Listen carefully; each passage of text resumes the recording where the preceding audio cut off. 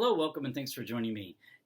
Over the last couple of months, I've been reading my way through the original 6 novels of the Dune series by Frank Herbert. I am up to book 4, God, Emperor of Dune. This book was originally published in 1981, and I read a 2008 MacMillan audio edition. So book 1 is called Dune, book 2 is called Dune Messiah, book 3 is called Children of Dune, and this is the 4th. I have chatted the previous 3, so I will link to those details down below. So, this is book 4 of a series, and if you were to read this, I would really recommend that you do read this in order. Start with book 1 and go in order, because the book, really, they build on each other as far as the world building goes, and so to me, I think it would be beneficial to read these in order so that you sort of get the sort of big picture. But I'm going to be really careful in this chat not to give away any kind of spoilers or anything that I would think would detract from a first-time reader's experience with the book. So to describe the book, I thought I would just use the description. That's the generic description to describe the book, that you would see if you were to go to a store. This is from Amazon. And then we'll just talk about, for the rest of the chat, we'll talk about some really key concepts and cool ideas that I took away from this particular book, God, Emperor of Dune. So, the spoiler-free description says, Book 4 in the magnificent Dune Chronicles, the best-selling science fiction adventure of all time. Millennia have passed on Arrakis, and the once desert planet is green with life. Leto Atreides, the son of the world's savior, the Emperor Paul Muad'Dib, is still alive but far from human. To preserve humanity's future, he sacrificed his own by merging with a sandworm, granting him near immortality as God, Emperor of Dune. For the past 3,500 years, Leto's rule is not a benevolent one. His transformation has made not only his appearance, but his morality inhuman. A rebellion led by Siona, a member of the Atreides family, has risen to oppose this despot's rule. But Siona is unaware that Leto's vision of a golden path for humanity requires her to fulfill a destiny she never wanted or could possibly conceive. Yeah, so cool because, so it says here, Leto's rule is not a benevolent one. He's had this transformation where his morality is no longer human. So it's because he's basically become a god. He is able to see into the past all the way back to the beginning of humankind, basically, and he can see multiple strands of potential futures based on our current decisions, and so he makes decisions. He's basically a god, but he's also the emperor of this multi-planetary human civilization thousands of years in our future. So the events of the original Dune book take place thousands and thousands and thousands of years from now, and then this particular book, Book 4 takes place around 3,500 years from the events from the first 3 books. So his morality then is that of a god. So he has to make some decisions to sort of choose the correct path, what he thinks is the best path for humanity, what he calls the golden path. So I wanted to talk a little bit about hydraulic despotism, just some cool concepts that I took away from this particular book. Hydraulic despotism is this idea, I interpreted it around like ancient Egypt, where there is maybe an agricultural society, and then they develop a form of irrigation, hydraulic irrigation, that allows the crops production and things like that to expand, which then allows the population to expand and become more prosperous. But as the population expands, it's dependent on this system. And so then whoever controls that system controls an enormous amount of power. And then this translates over into many other things as well, into our current era. The global civilization that we have now depends on the energy production from fossil fuels. And so if that were to suddenly stop, imagine sort of the consequences with nothing to replace it. So whoever controls the flow of fossil fuel energy right now in our current world civilization really controls the power. In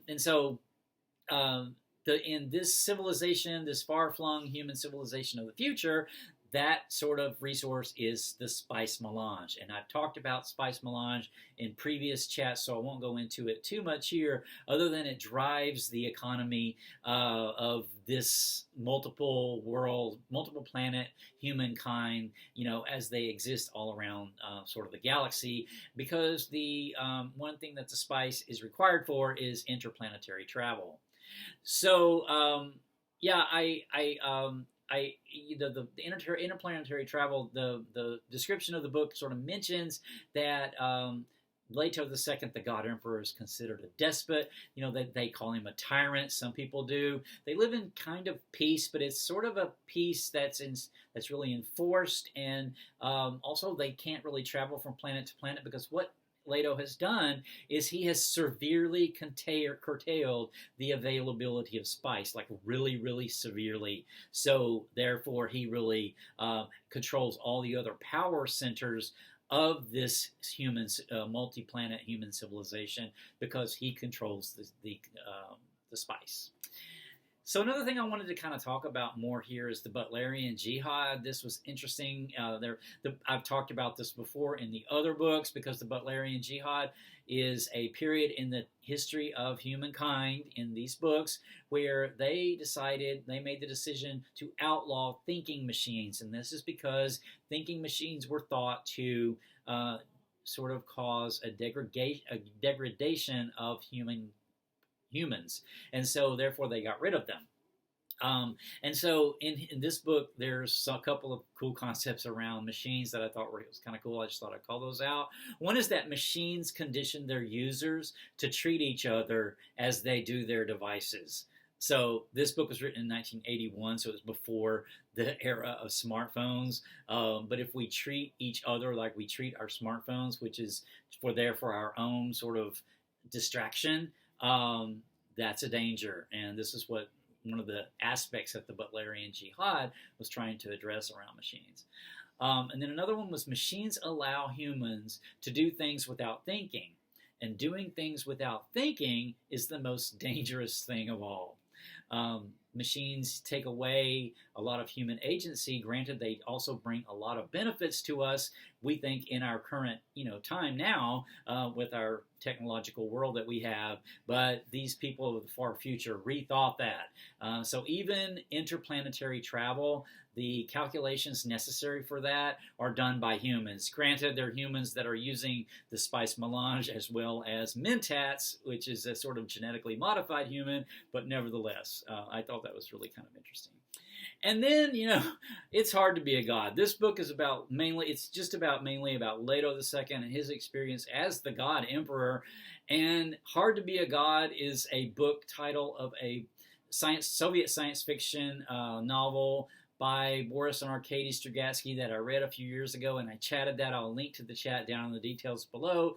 In that particular book, a person goes to another planet and then sort of has these godlike powers because of the discrepancy, with technology, whatever. And in this book, Leto, has these abilities so different from the rest of humankind, and he's also the emperor, but it's not an easy task. It's a very lonely task.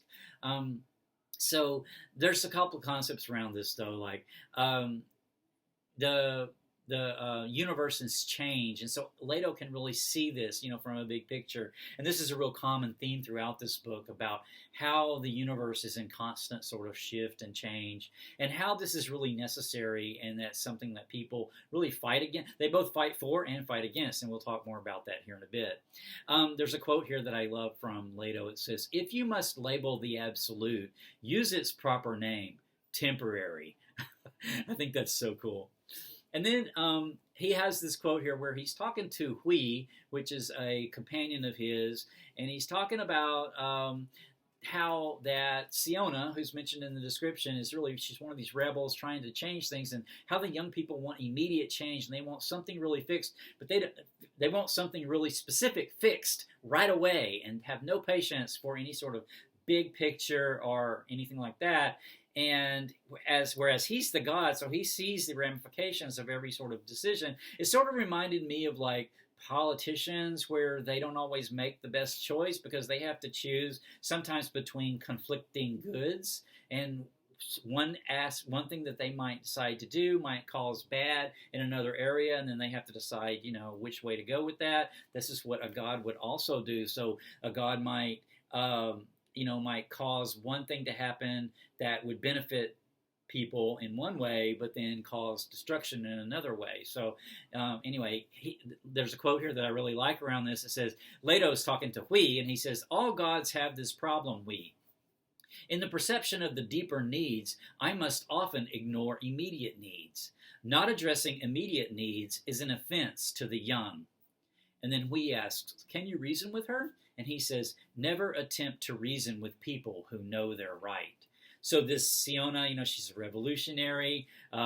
She wants the immediate needs or the immediate things addressed that she wants addressed.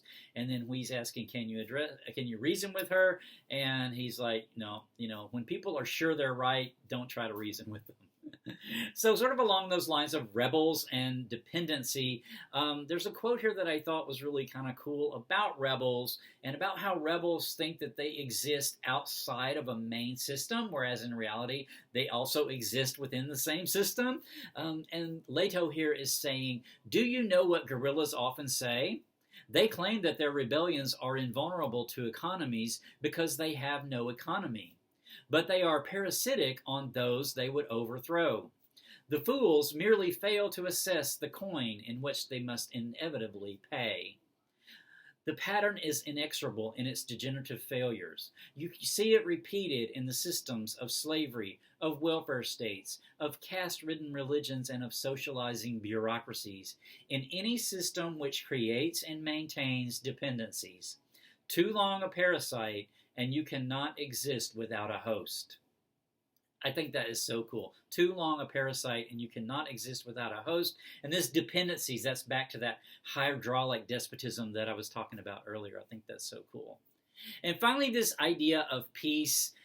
This is really one of the main themes throughout this novel is sort of the peace of Leto, the golden path, and what is peace? What do we mean when we say peace? Peace is a word that gets thrown around a lot as far as what people say they want peace.